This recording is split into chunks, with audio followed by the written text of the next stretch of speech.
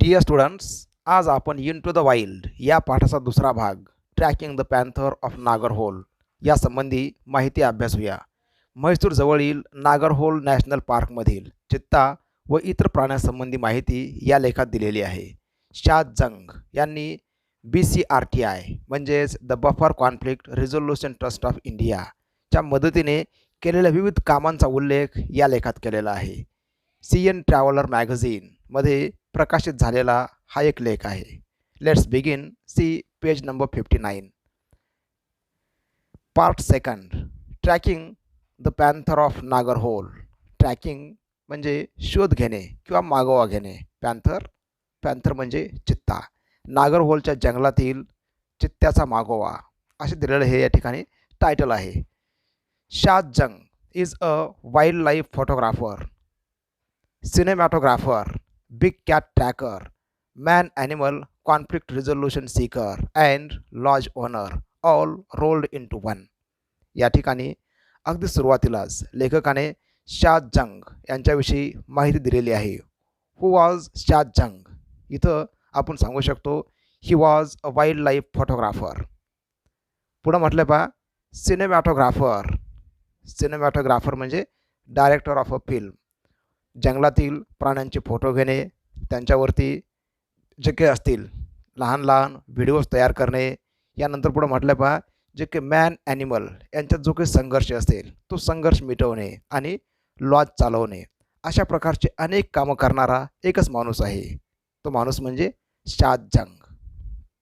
When he is away from the jungle of Nagarhole, officially called the Rajiv Gandhi national park, he is leading photography safaris in Africa or showcasing his work at art galleries in capital cities and speaking to those interested in conserving the planet's riches. लेखक या ठिकाणी सांगतो की शाद जंग ही व्यक्ती नेहमी नागरहोलचे जंगल आणि त्याच परिसरामध्ये सतत काम करत असते. आणि जर नागरहोलच्या एरियामध्ये शाद जंग नसतील तर ते कदाचित कुठं असतील? इथं म्हटलं पहा फोटोग्राफी सफारीज इन आफ्रिका, आफ्रिकेमध्ये ते फोटोग्राफी घेत असतील एखाद्या जंगलामध्ये, किंवा आर्ट गॅलरीजमध्ये ते जे काही आपले फोटो आहेत त्यांचं प्रदर्शन भरवत असतील, किंवा की जे काही लोक निसर्गाचं किंवा पृथ्वीचं संरक्षण करू इच्छितात त्यांच्याशी बोलत असतील की आपण कशाप्रकारे निसर्गाचं संवर्धन केलं पाहिजे. अशा प्रकारे पूर्णपणे हे जे काही निसर्ग संवर्धनाच्या कार्याला वाहून घेतलेली व्यक्ती म्हणजे शाद जंग. Shaz recalls with great clarity the incident that ultimately leads to his answering the call of the felines over a career dedicated to finance. या ठिकाणी शाद जंग यांचं करिअर हे होतं रिलेटेड टू फायनान्स, आर्थिक व्यवहाराशी संबंधित असलेलं आपलं करिअर किंवा क्षेत्र सोडून शाद जंग यांनी हे जे काही आहे कॅट फॅमिलीशी संबंधित काम करण्याचं ठरवलं. इथं शब्द आहे पहा the call of the felines, FELINES. Felines means relating to the cat family, म्हणजेच वाघ आणि वाघाच्या प्रजातीसंबंधी काम करण्यास त्याने ठरवलं. It was somewhere around sunset. We were at a junction. The deer were calling. He says we went around a blind turn. He continues, and up ahead on the path was this old leopard. या ठिकाणी शाद जंग यांना आठवतं किंवा ते सांगतात कसं मतलब आहे. या ठिकाणी it was somewhere around sunset, जवळपास सूर्यास्ताची वेळ होती. We were at a junction, ते एका जंक्शनवरती किंवा एका ठिकाणावरती उभे होते. आणि we went around a blind turn. Blind turn म्हणजे समोरील काही दिसणार नाही अशा प्रकारचे वळण. ते पहा चित्रामध्ये तुम्हाला दाखवलेलंच आहे की समोरचे काही दिसत नाही असे वळण म्हणजे ब्लाइंड टर्न. या ठिकाणी ते उभे होते. आणि पुढं म्हटलं पहा and up ahead on the path was this old leopard. आणि त्या मार्गावरती किंवा थोडंसं बाजूला एक म्हातारा लिओपार्ड म्हणजेच एक म्हातारा बिबट्या होता. You could tell he was past his prime. The jungle had taken a toll on him. He only had 3 cannons. या ठिकाणी लेखक सांगतो की हा जो काही लिओपार्ड आहे, हा जो काही बिबट्या आहे, तो अगदीच वृद्ध होता, तो अगदीच म्हातारा झाला होता. इथं म्हटलं पहा, you could tell he was past his prime. The jungle had taken a toll on him. या ठिकाणी पहा, jungle had taken a toll on him म्हणजे जंगलामध्ये राहत असताना यानं बऱ्याचशा गोष्टी सध्या गमावलेल्या आहेत. जसं आपण रस्त्यावरती टोल देतो तशा प्रकारे या जंगलचा जो काही राजा म्हणतो आपण, त्याने आपल्या आयुष्यामधले बऱ्याचशा गोष्टी आता गमावलेल्या आहेत, कारण तो आता म्हातारा झालेला आहे. He only had 3 canines. त्याला फक्त 3च सुळे दात आहेत. His eyes were sagging. Close to this leopard was another very young good looking male who was soon to come in to his prime. आणि हा जो म्हातारा लिओपार्ड आहे, बिबट्या आहे, याच्या बाजूलाच दुसरा एक तरुण बिबट्या होता. It was like looking at the past and the present. आणि लेखक पुढं सांगतो, it was like looking at the past and the present. हा म्हातारा बिबट्या म्हणजेच काय आहे, सिम्बॉल ऑफ द पास्ट. आणि जो काही तरुण बिबट्या आहे, symbol of the present. It was clear that there was going to be a fight. Unfortunately the sun was setting and we had to leave. आणि आता या ठिकाणी दोघांमध्ये फाईट होणार असते, हा वृद्ध बिबट्या आणि तरुण बिबट्या. आणि या फाईटमध्ये जो कोणी जिंकेल तो त्या एरियाचा आपण राजा म्हणू शकतो, तो त्या एरियामधला प्रमुख असेल. आणि दुसरा जो काही हारणारा असेल लिओपार्ड, त्याला तो एरिया सोडून दुसरीकडे कुठेतरी जावे लागेल. परंतु वेळ होती सूर्यास्ताची आणि हे जे काही लेखक किंवा शाद जंग आहेत त्यांना ते ठिकाण सोडणं भाग होतं. But the next morning I went back to the spot. Sitting on a high rock was that young leopard. Blood was dripping from a gash across his face. He sat there like he was king of the jungle. परंतु दुसऱ्याच दिवशी शाद जंग हे सकाळी सकाळी कुठे गेले, त्या ठिकाणी गेले की ज्या ठिकाणी 2 बिबट्यांची फाईट होणार होती. आणि गेल्याच्या नंतर हा जो काही तरुण बिबट्या होता तो त्या फाईटमध्ये जिंकलेला होता. त्यांनी हे दृश्य पाहिलं आणि तो एका दगडावरती एखाद्या राजासारखा बसलेला होता. I knew right then that he had taken over, that it was the beginning of new journey for him and for me. आणि या ठिकाणी शाद जंग सांगतात की हा नवीन बिबट्या जंगलाचा राजा झालेला आहे. त्याच्या आयुष्यामध्ये हा खूप मोठा बदल होता आणि माझ्यासुद्धा, असं या ठिकाणी शाद जंग सांगतात. Photographs of that leopard, the victor Scarface, as Shaz named him, not only made Shaz famous among India's wildlife community, but also led to Shaz's enviable reputation as a chronicler of the wild. या ठिकाणी सांगितलेलं आहे पहा, हा जो काही लिओपार्ड आहे त्याचे फोटोग्राफ्स शाद जंग यांनी घेतलेले होते. आणि शाद जंग यांनी त्या लिओपार्डचं नाव ठेवलेलं आहे स्कारफेस. आणि या फोटोमुळेच त्यांना खूप मोठ्या प्रमाणामध्ये प्रसिद्धी मिळाली. Through my journey of photographing Scarface I have discovered other leopards, his mates and discovered his nemesis tigers. आणि या ठिकाणी पुढं म्हटलेलं आहे पहा, किंवा शाद जंग हे म्हणतात, या माझ्या फोटोग्राफीच्या प्रवासामध्ये स्कारफेस याचे फोटोग्राफ्स हे तर खूप महत्त्वाचे आहेतच, परंतु यासोबतच त्याचे सोबती, त्याचे शत्रू, त्याचे मित्र सर्व काही शाद जंग यांना पाहता आले. I also discovered the current protagonist of my work साया while tracking Scarface.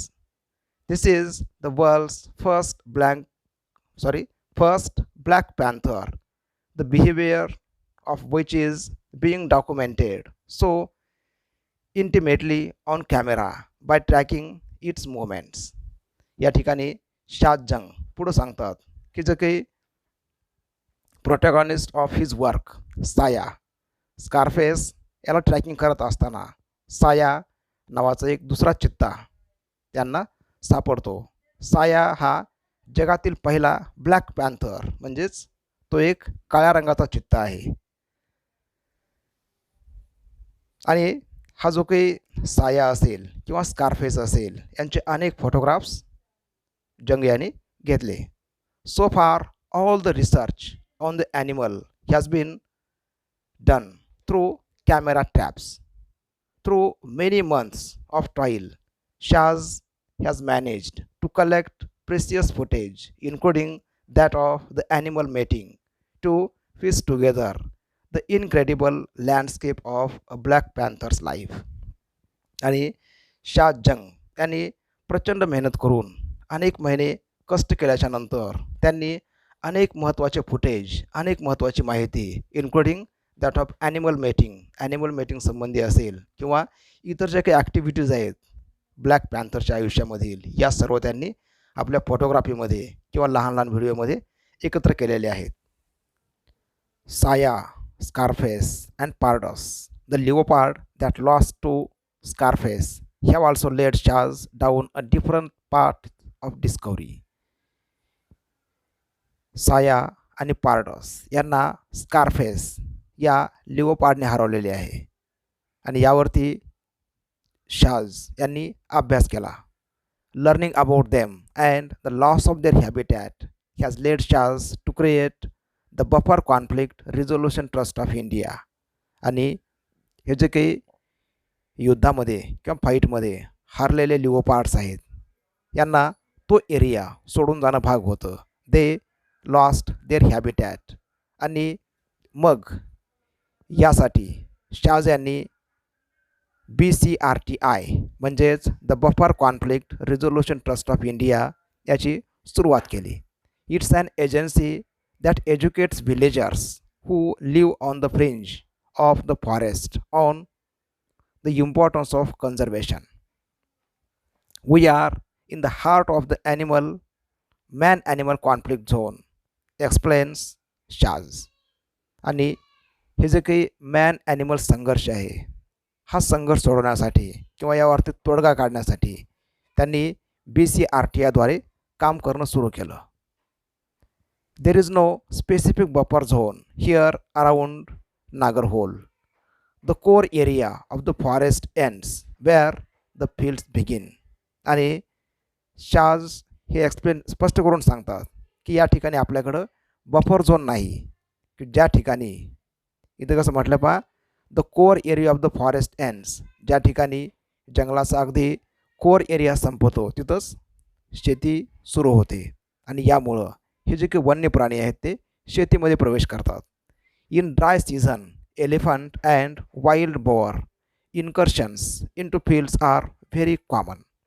आणि पुढं सांगितलेलं आहे पहा, ड्राय सीझनमध्ये किंवा उन्हाळ्यामध्ये हत्ती आणि रानडुक्कर, wild boar means wild pig, incursions means attacks, आणि हत्ती असतील किंवा रानडुकरं असतील यांचे शेतीमध्ये होणारे हल्ले हे कॉमन गोष्ट आहे. Older leopards like Pardus who have lost territory in the forest often carry away live stock from villages. आणि जे काही म्हातारे झालेले लिओपार्ड्स आहेत पार्डससारखे, ते ग्रामीण भागामध्ये येऊन किंवा शेतीमध्ये येऊन जे काही शेतीमधील पशुपक्षी आहेत त्यांना ते पळवतात किंवा त्यांना मारतात. This creates resentment among locals towards the animals on occasions leading to unpleasant situations. आणि यामुळेच इट क्रिएट्स रिझेंटमेंट मीन्स अँगर. आणि जे काही लोक आहेत किंवा शेतकरी आहेत ते अगदी या गोष्टीमुळे वन्य प्राण्यावरती रागवतात किंवा त्यांना त्यांचा तिरस्कार वाटतो. Putting tourist currency to good use under the BCRTI umbrella, Shaz provides locals with vocational training with the aim of educating locals on the merits of conservation and to help them benefit from tourist currency. आणि BCRTIच्या मदतीने शाज यांचा प्रयत्न असतो की जे locals म्हणजेच त्या ठिकाणचे जे काही लोक आहेत या लोकांना ट्रेनिंग दिली पाहिजे की त्यांना निसर्ग संवर्धनाचं महत्त्व सांगितलं पाहिजे आणि पर्यटन व्यवसायामध्ये त्यांना एखादं कामाचं ट्रेनिंग दिलं पाहिजे की ज्यामुळे त्यांना काहीतरी बेनिफिट होऊ शकेल. इथं म्हटलं पहा टुरिस्ट करन्सी, इथं अर्थ असेल benefit from tourism. The visitors at the forest are welcome to volunteer to teach a skill training class of their choice. The acquired skills enable locals to find employment with any of numerous wildlife resorts in the region, if not in a far away city. आणि याचाच एक भाग म्हणून किंवा याचा benefit म्हणून की ज्या लोकांनी ट्रेनिंग घेतलेली होती, इथं म्हटलं पहा to teach a skills training class to of their choice, त्यांच्या आवडीचं जर त्यांना ट्रेनिंग दिली गेली तर हे जे काही शेतकरी आहेत किंवा लोक आहेत त्यांचा अनएम्प्लॉयमेंट हा प्रश्न सुटू शकेल आणि वाईल्ड लाईफ रिसॉर्ट्समध्ये त्यांना बऱ्याच प्रकारे कामं मिळू शकतात किंवा ते पर्यटकांना मार्गदर्शन वगैरे करू शकतात.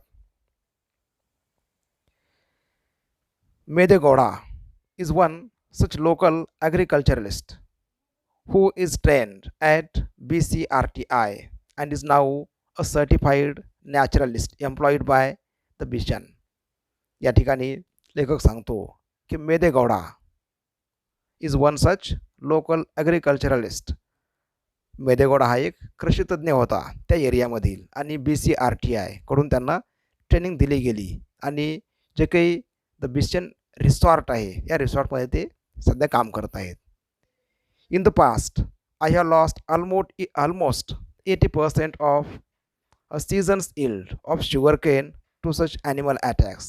I used to hate them, but now I have learned how important these animals are and the value of protecting them. आणि BCRTIमध्ये ट्रेनिंग घेतल्याच्या नंतर मेदेगौडा हे सांगतात की जवळपास 80% ऊसाचं पीक वन्य प्राण्यांनी फस्त केलं होतं, संपवून टाकलं होतं आणि मी या वन्य प्राण्यांचा खूपच तिरस्कार करत होतो, परंतु मला त्यांचं महत्त्व आज कळलेलं आहे आणि आपण या प्राण्यांचं संवर्धन केलं पाहिजे याची जाणीव मला झालेली आहे, असं कोण सांगतो? मेदेगौडा हा एक कृषीतज्ञ सांगतो. I have non these jungles for 35 years. I know where the animals are and I realize I can guide visitors and get paid for it. In a way, the animals are paying me back. आणि या ठिकाणी मेदेगौडा पुन्हा सांगतात की जवळपास 35 वर्षापासून मी या जंगलामध्ये फिरतो किंवा जंगल माझ्या परिचयाचे आहेत आणि मला आता महत्त्व त्यांचं कळालेलं आहे. How important these animals are. आणि मी जे काही व्हिजिटर्स आहेत, जे काही टुरिस्ट्स आहेत त्यांना गाईड करतो आणि त्यांच्यापासून मला उत्पन्न मिळतं आणि एक प्रकारे हे ॲनिमल्स मला पेईंग बॅक असं म्हटलेलं आहे पहा की या ॲनिमल्समुळंच मला काहीतरी उत्पन्न मिळतं. The forests have taught me many things. For instance listening is a sense for more important than sight. You have to switch off your vehicles, sit and listen, for the forest is constantly communicating through the voices of birds and animals, he explains. या ठिकाणी सांगितलेलं आहे पहा, the forest have taught me many things. जंगलाने मला खूप गोष्टी शिकवलेल्या आहेत, जसे की जंगलामध्ये पाहण्यापेक्षा ऐकणं हे खूप महत्त्वाचं आहे आणि आपल्या आवाजातून निसर्ग आपणाला खूप काही गोष्टी सांगत असतो. आपण व्हेकल थांबवलं पाहिजे आणि एका ठिकाणी थांबून शांतपणे निसर्गाचा आवाज ऐकला पाहिजे आणि जो काही पक्ष्यांचा आवाज असेल, प्राण्यांचा आवाज असेल, यातून निसर्ग आपल्याशी कम्युनिकेट करतो, आपल्याशी काहीतरी बोलतो, काहीतरी सांगण्याचा प्रयत्न करतो. Tracking and animal also teaches you life lessons. The black panther has taught me patience, but above all it has taught me to never stop discovering. या ठिकाणी पुढं म्हटलेलं आहे पहा, tracking and animal also teaches us life lessons. एखाद्या प्राण्याचा मागोवा घेत असताना त्यातून सुद्धा आपण आयुष्यामधल्या बऱ्याचशा गोष्टी शिकू शकतो. जसे की ब्लॅक पॅन्थर म्हटलं पाहिजे तर black panther has taught me patience. Black पॅन्थरपासून आपण पेशन्स, संयम शिकू शकतो. पुढं म्हटलं पहा, and above all it taught me to never stop discovering. आपण नेहमी काहीतरी शोध घेतला पाहिजे. Discovering should be continued. अशा प्रकारचा संदेश आपण यावरून घेऊ शकतो. There are just so many amazing experiences to learn and share with the world. आणि जंगलासंबंधी आपण अनेक गोष्टी शिकू शकतो आणि जगाला शेअर करू शकतो. इथं आपण सांगू शकतो, nature is a great teacher and a great guide to us. So we must protect our nature. Now, in this way, the second part of the lesson ends here. This part is taken from CN Traveler magazine, published by Land Rover India. Dear students, for more videos, visit my YouTube channel. Thank you for watching. Have a nice day.